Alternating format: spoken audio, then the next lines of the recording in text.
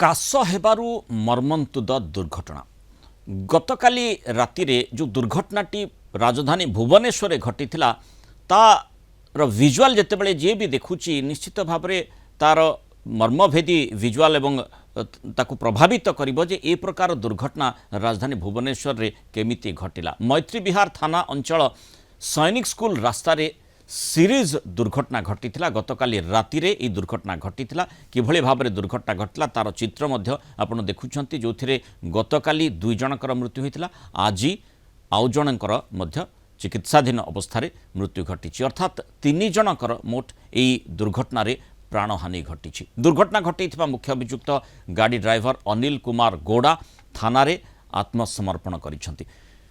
तेबे जो कारण कथाटी कहा जाउछि प्राथमिक कारण अनुध्यान करा जाउछि जे प्रकृत रे ए दुर्घटनाटी एभली भाबरे केमिति घटिला। गोटे इलेक्ट्रिक व्हीकल ईवी कार हठात नियंत्रण बाहर को केमिति चलीगला एवं जो आम देखुचे सीरीज दुर्घटना घटेला एवं तीन जनकर से प्राणहानि है।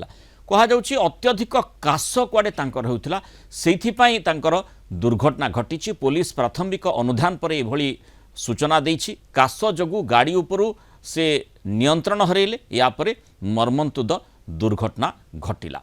एवं सेठी खाली गतकाली राति नुहे पाखापाखि माने जो अंचल रही सेठी दंपति को मध्य आ गोटे दुर्घटना आज सकाळे घटी। दंपति को अलिया बोझे ट्रक मध्य चापिदेला। दंपति किंतु आश्वस्तिकर सूचना से माने आहत होइछंती एवं सेमानकर चिकित्सा करा जायछि। भुवनेश्वर गाड़कण सैनिक स्कूल निकट में दशराजा मंदिर निकट में एभली मर्मन्तुद दुर्घटना आज घटी। गतकालीर रातिर सीरीज दुर्घटना पर किंतु गतकाली रातिर जो दुर्घटनाटी घटी अत्यंत भयंकर से दुर्घटना रही जोठी तीन जनकर मृत्यु घटी।